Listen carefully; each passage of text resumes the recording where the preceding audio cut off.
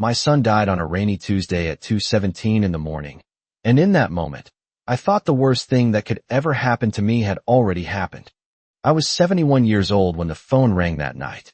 At my age, late calls rarely bring good news, but nothing prepares a mother to hear a calm voice from a state trooper telling her there has been an accident involving her only child.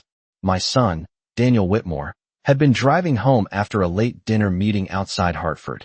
The officer spoke gently, choosing each word with careful professionalism, but the meaning settled in my chest like cold stone. Daniel would not be coming home again. I remember standing in my kitchen holding the phone, staring at the digital clock above the stove as the red numbers changed from 2:17 to 2:18. The coffee mug I had left on the counter earlier that evening was still half full, the surface now cold and still. I didn't cry right away. At 71, life has already taught you that grief often arrives quietly, like fog rolling over a lake before sunrise. Daniel had been my entire world for 39 years. After my husband passed away more than a decade earlier, it was Daniel who called me every Sunday afternoon without fail. Daniel who insisted I spend Thanksgiving at his house. Daniel who told me, more than once, that I should never worry about growing old alone because he would always be there. And the truth was, until that phone call, I believed him. By most standards, I had built a comfortable life. Years earlier, my husband and I had invested in several small commercial properties across Connecticut and New York.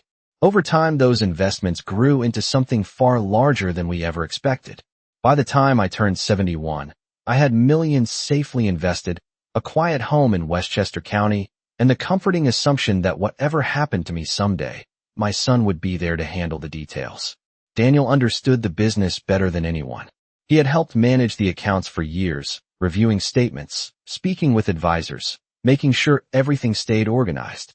I trusted him completely, the way only a mother can trust the child she raised with her own hands. When I arrived at the hospital that morning, Daniel's wife, Vanessa, was already there sitting in a plastic chair near the waiting area window. Her hands were folded neatly in her lap, her expression calm in a way that felt strange for someone who had just lost her husband. When she saw me, she stood and embraced me gently, her voice soft and composed as she said, "Margaret, I'm so sorry." The hallway smelled faintly of antiseptic and fresh coffee from a vending machine down the corridor. Nurses walked quietly past us, their shoes barely making a sound on the polished floor. Everything felt slow and distant, as if the world had suddenly begun moving through thick glass. I told myself grief affects everyone differently. Some people collapse. Others become very quiet. Vanessa had always been polished, careful with her words, measured in her reactions. I assumed she was simply holding herself together the best she could. What I did not understand in that moment, what I could not possibly have understood yet, was that Daniel's death would not be the only life-changing event waiting for me that week.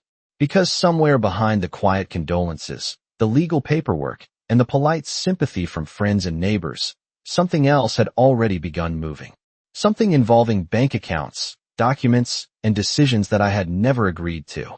And by the time I discovered the truth, my son's funeral would already be over. The days that followed moved slowly, as if time itself had decided to walk instead of run. Daniel's funeral was held 3 days later at a small white church in Westchester, the same church where he had been baptized when he was only a few months old. I remember the sky that morning was perfectly clear, the kind of early autumn blue that looks almost painted across the horizon. Grieving widow should appear. Calm, composed, respectful, and yet something about the way she carried herself felt distant, almost rehearsed, as if she had stepped into a role she already understood very well. I told myself that grief looks different on every person. Some people break apart immediately. Others build quiet walls to survive the first few days. After the service, we gathered in the church reception hall, where tables were arranged with coffee, sandwiches, and small trays of pastries that kind volunteers from the neighborhood had prepared. I stood beside the window holding a paper cup of coffee that had already gone cold. Completely quiet. The kind of quiet that only comes late at night in a suburban neighborhood where every house has already turned off its lights. I opened the first few envelopes without really paying attention. Utility statements. A letter from one of our property managers in New Haven.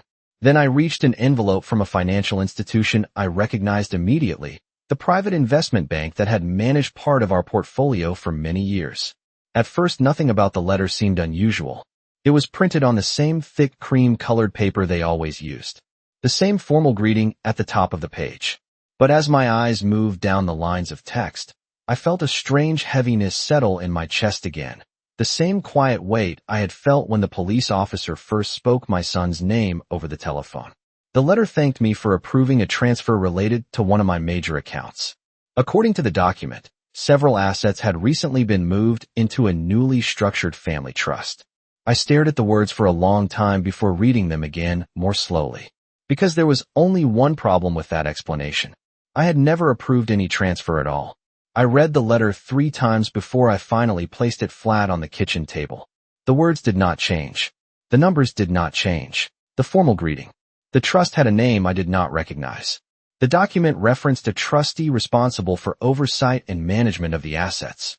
Beneath that section was a name that made my hand pause halfway to the table. Vanessa Whitmore, my daughter-in-law.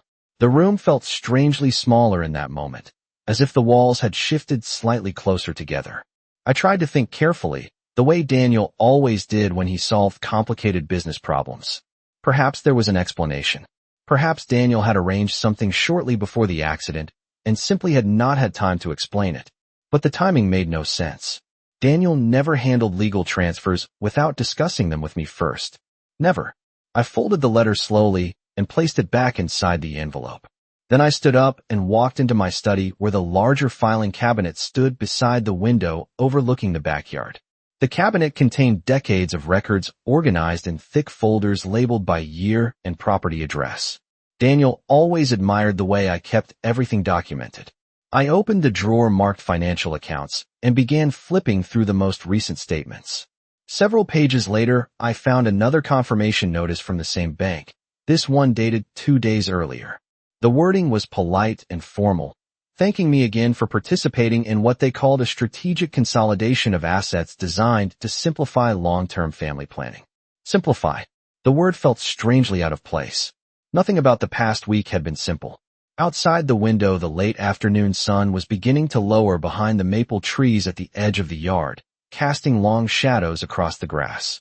I stood there for several minutes holding the papers, trying to decide whether I should call the bank immediately or wait until the following morning when I could speak with someone more calmly. Before I could decide, the quiet of the house was interrupted by the sound of a car pulling slowly into the driveway. Through the window, I saw Vanessa stepping out of her silver sedan. She closed the door carefully and stood for a moment looking toward the house, as if gathering her thoughts. Then she walked up the front path and rang the doorbell. I placed the bank letters neatly back inside their envelope and set them on the desk before walking toward the front door. When I opened it, Vanessa greeted me with the same composed expression she had worn all week. Her voice was gentle when she spoke. She said she had come by because there were several financial matters we would need to discuss now that Daniel was gone. Vanessa stepped inside the house slowly, brushing a few strands of blonde hair behind her ear as she glanced around the living room. The late afternoon light filtered through the tall windows, stretching long pale lines across the hardwood floor. For a moment, neither of us spoke. I closed the front door gently and gestured toward the sitting area near the fireplace. Vanessa sat down carefully on the edge of the sofa, placing her purse beside her as if she had rehearsed this visit many times in her mind before arriving. I remained standing for a moment, studying her expression. She looked composed, almost businesslike, which struck me as unusual given everything that had happened only days earlier. Finally, I sat down across from her in the armchair where Daniel used to sit during our Sunday conversations. Vanessa folded her hands together and spoke in a quiet, measured voice. She said there were several matters that Daniel had been handling that now needed to be organized properly. She explained that after an unexpected loss like this, financial structures often needed to be simplified so that everyone could move forward without confusion. The phrase sounded familiar. Simplified. I had read that same word earlier in the letter from the bank. I nodded politely and listened. Vanessa continued speaking calmly, explaining that Daniel had already begun reorganizing certain accounts before the accident. According to her, he had wanted to make sure the family's financial future was protected and easier to manage. She said that a trust had been created to hold several of the assets that previously sat in individual accounts. Her tone was steady, professional, almost reassuring. But something about the explanation did not settle comfortably in my mind. Daniel had always discussed major financial changes with me first. Always. That had been our understanding for years. I leaned forward slightly and asked a simple question. When exactly had Daniel arranged this new trust? Vanessa paused for a brief second before answering. She said it had been finalized recently, only about a week before the accident. I watched her carefully while she spoke. Her posture remained perfectly straight, her hands resting neatly in her lap. She explained that the structure allowed her to serve as trustee, which meant she would temporarily oversee the accounts until everything stabilized. She described it as a responsible step during a difficult time. The words sounded logical on the surface, yet the timing still felt strange. I told her that earlier that afternoon I had received a confirmation letter from the bank regarding the transfer of assets. For the first time since entering the house, Vanessa looked directly into my eyes. There was a brief silence between us before she nodded slowly and said yes. The bank must have processed the paperwork quickly. She added that Daniel had intended to explain everything soon, but simply had not had the chance. I let the quiet settle again. Outside, a breeze moved through the maple trees and the shadows shifted softly across the floor. Vanessa then reached into her purse and removed a small leather folder.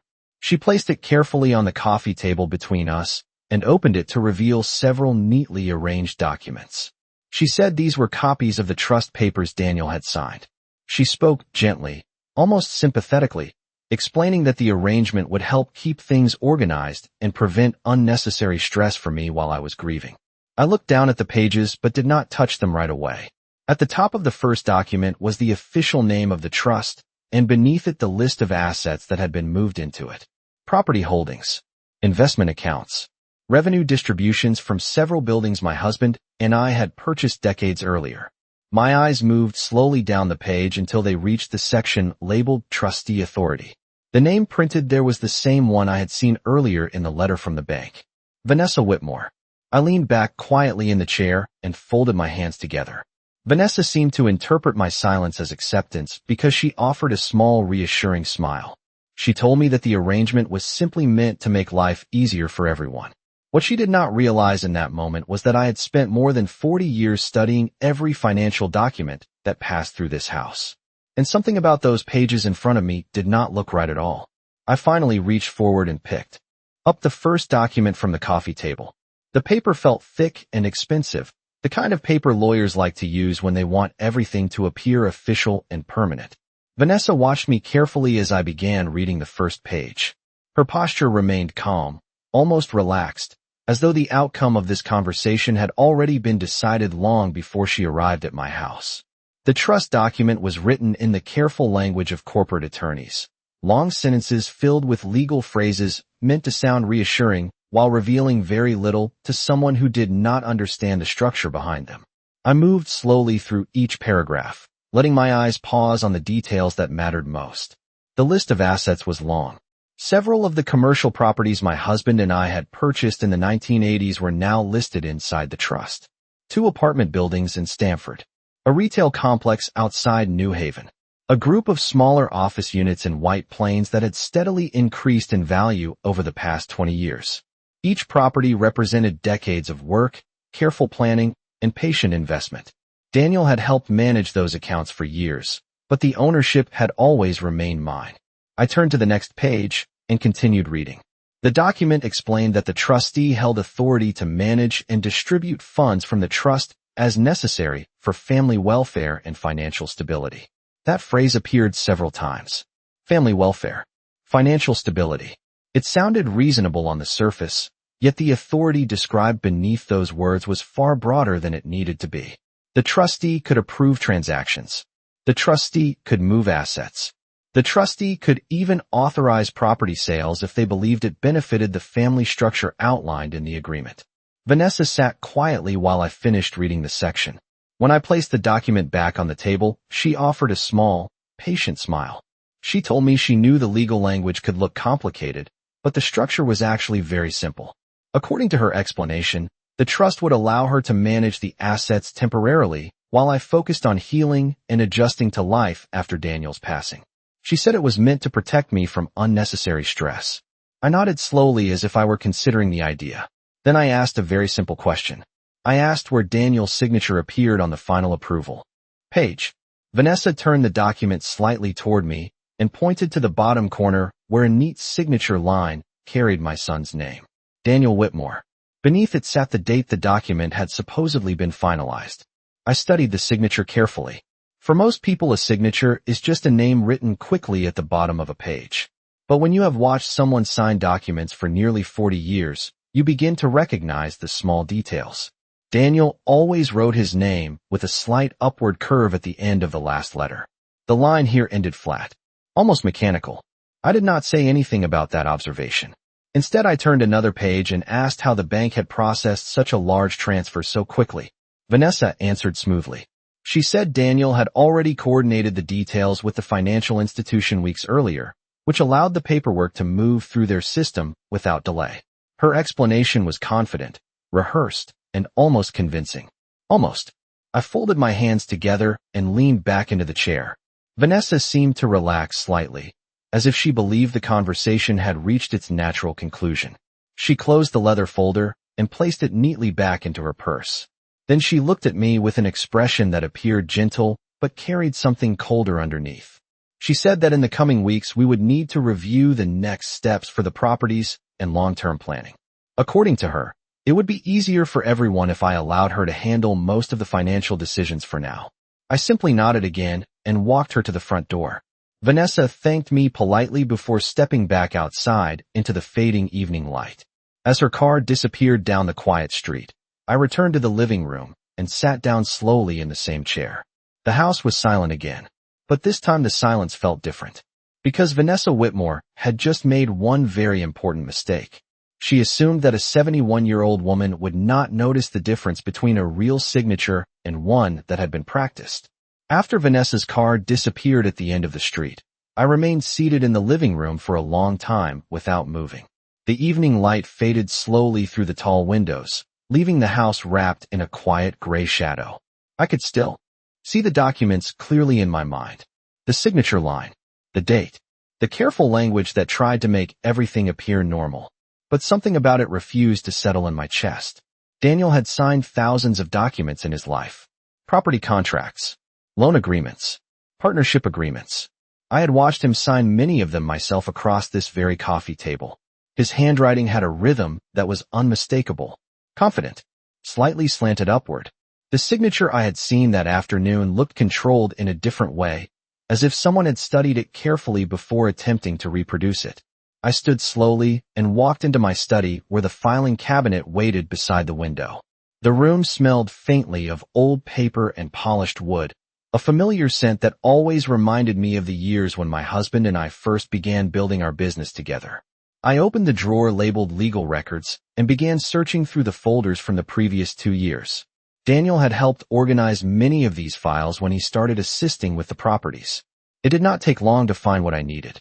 Several contracts bearing his signature rested neatly inside a blue folder from a building sale we completed 18 months earlier. I carried the folder back to the desk and placed one of the pages beside the trust document Vanessa had shown me. For several minutes, I compared the signatures carefully. The difference was subtle but clear. Daniel's real signature ended with a slight lift in the final stroke, a small upward motion that almost looked optimistic. The one on the trust papers stopped abruptly, as if the hand holding the pen had been concentrating too hard on copying each letter. I did not need to be an attorney to recognize the problem, but I also knew something equally important. Accusations made too quickly often destroy the chance to discover the full truth. Daniel had taught me that lesson himself when we worked together reviewing business disputes. Sometimes the most effective response was patience. I closed the folders quietly and returned them to the cabinet. Then I walked back into the kitchen and poured myself a glass of water. The house felt unusually calm for a place where so much had changed in only a few days. I sat down at the table again and looked at the envelope from the bank resting under the warm yellow light above the counter. According to their records, the trust had already received several $1 million in transferred assets. If those transfers had been approved using paperwork that did not match Daniel's real signature, Then someone had convinced the bank that the documents were legitimate. That meant there would be a trail. Banks document everything. Authorizations, identity confirmations, recorded calls. Somewhere inside their system, there would be a record explaining how those transfers had been approved. I folded the letter carefully and slid it back into the envelope. Then I reached for the small address book I kept beside the telephone. For many years, our primary banking relationship had been handled by a senior advisor named Richard Caldwell. Richard had worked with my husband long before Daniel became involved in the accounts. More importantly, Richard knew how carefully our finances had always been managed. I found his number written neatly on the second page of the book. The clock on the wall showed it was nearly 9:30 in the evening, far too late to call someone about a financial matter. So instead I placed the address book beside the envelope and turned off the kitchen light. Tomorrow morning, I would ask Richard Caldwell a very simple question. I would ask him exactly who had authorized the transfer of my money. The next morning the house was filled with a pale gray light that drifted through the kitchen windows long before the sun fully rose above the trees. I had slept very little, not because of grief alone, although that weight was still there, quiet and heavy, sitting somewhere deep in my chest. It was the other thought that kept returning again and again. The trust document, the signature, the timing of the transfers. I brewed a pot of coffee the way Daniel used to like it when he visited on Sunday mornings. Strong, with just enough warmth to fill the kitchen with that familiar roasted smell. For a moment, I almost expected to hear his footsteps coming down the hallway the way he always did when he arrived early to help me review the property reports. But the hallway remained silent. I carried my cup to the table where the envelope from the bank waited beside the small address book. The clock on the wall read 7:35. Early enough for a business call. I opened the address book and dialed the number slowly, listening to each tone as it traveled through the quiet house. After 3 rings, a calm voice answered. Richard Caldwell had the same steady voice he had carried for decades.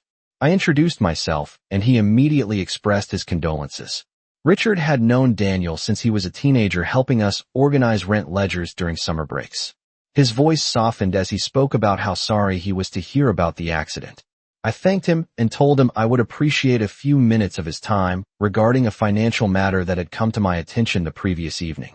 Richard did not hesitate. He said he would be glad to help however he could. I explained that I had received a letter confirming the transfer of several major assets into a newly created family trust. There was a brief pause on the line. Papers rustled faintly on Richard's desk as he began searching through his records. After a moment he spoke again, this time more carefully. He said yes, the transfer had been processed recently and the trust documentation had arrived through their legal verification department. According to the file, authorization had been provided through the standard approval process, including signed paperwork and identity confirmation. I remained quiet for a moment before asking the question that had been waiting in my mind all night. I asked him who had submitted the documents for verification. Another pause followed. This one was longer. I could hear Richard typing slowly on his keyboard while the system searched through the records. When he spoke again, his voice carried a tone of mild confusion. He said the documents had been delivered through a legal intermediary representing the trustee. The trustee listed on the file was Vanessa Whitmore, my daughter-in-law. I thanked him calmly and asked one more question. I asked whether the bank had recorded any phone confirmation with Daniel himself during the approval process. Richard hesitated slightly before answering.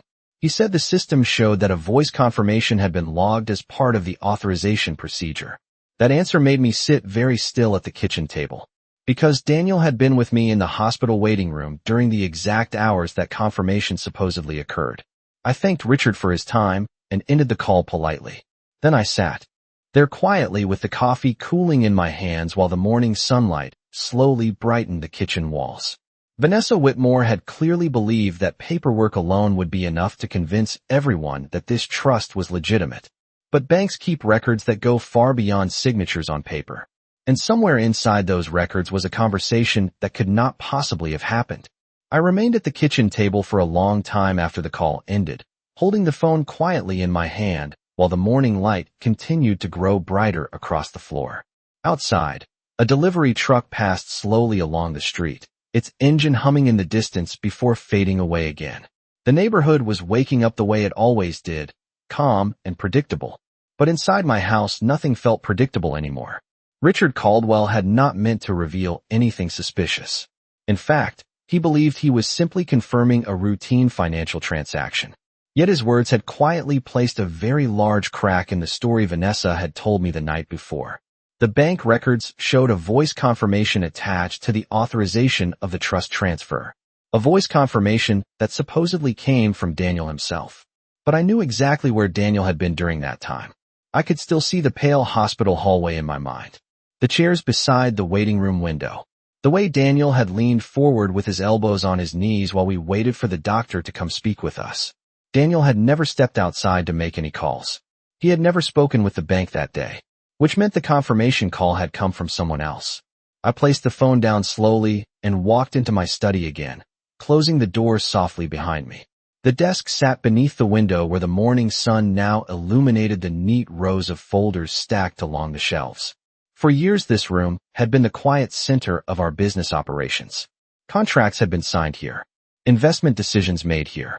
Daniel and I had spent countless evenings reviewing spreadsheets across that desk. I sat down in the chair and opened the top drawer where several older notebooks rested. Daniel had once joked that I kept better financial records than most law firms. Perhaps he had been right. It took only a few minutes to locate a small notebook where I had written the dates and times of our hospital visits during the week before the accident. The entry for that day was clear. Daniel and I had arrived at the hospital shortly before noon and remained there until early evening. I closed the notebook and sat back in the chair. If the bank believed Daniel had personally confirmed the transfer during those hours, then someone had either impersonated his voice or provided authorization through another method that convinced the verification department it was legitimate. Neither possibility was accidental. It required planning, careful timing, someone who knew exactly when Daniel would be unavailable to answer questions. I stood and walked back toward the living room, stopping briefly at the window that overlooked the driveway. Vanessa's car was not there today, but I had no doubt she believed everything was progressing exactly as she intended. From her perspective, the trust had already been approved. The bank had accepted the documents. The assets were now under her control as trustee. She likely assumed that grief would keep me from asking too many questions.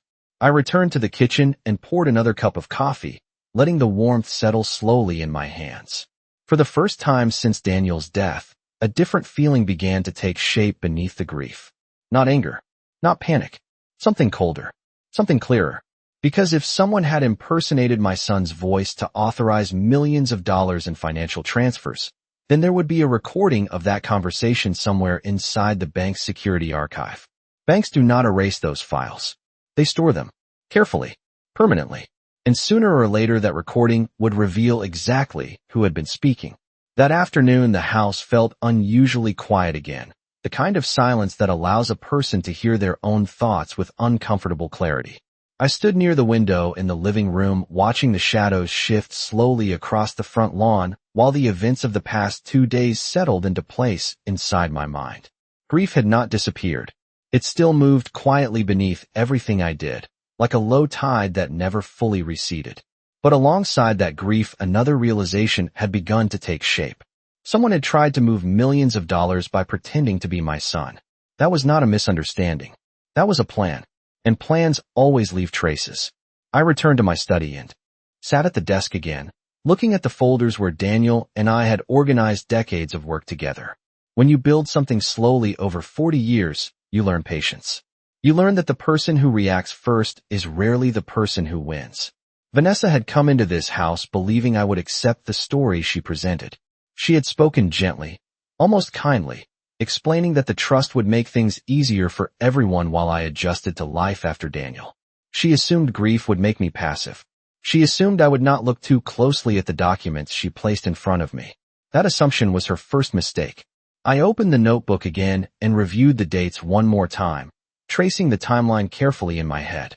The bank believed Daniel confirmed the authorization through a recorded call. That recording would contain the voice of whoever approved the transfer. It would reveal whether the bank truly spoke with my son or with someone pretending to be him. I closed the notebook and leaned back in the chair, letting the quiet room settle around me. Outside the window, the afternoon sun reflected softly across the neighboring rooftops. People walked their dogs along the sidewalk. Children rode bicycles past the corner mailbox. The world continued moving exactly as it had the day before. But inside this house a different kind of movement had already begun. Vanessa believed she had taken control of the trust. She believed the bank had verified the documents. She believed the matter was settled. What she did not understand was that banks do not simply trust signatures and polite explanations. They verify voices. They archive conversations. They keep records that remain stored for years inside secure systems designed specifically for moments like this. Somewhere in that archive was a recording that would either confirm Daniel's voice or expose the person who tried to imitate him. I stood and walked back into the kitchen where the afternoon light had begun to soften toward evening. The envelope from the bank still rested beside the telephone. I placed my hand on the counter and looked out through the window for a long moment before speaking quietly to the empty room. Vanessa Whitmore believed she had already won the moment Daniel died. But she did not understand something very important about the family she married into. My husband and I did not build our life by rushing into decisions or trusting appearances. We built it by paying attention to every detail. And now that the truth had begun to show itself, I intended to follow every detail wherever it led.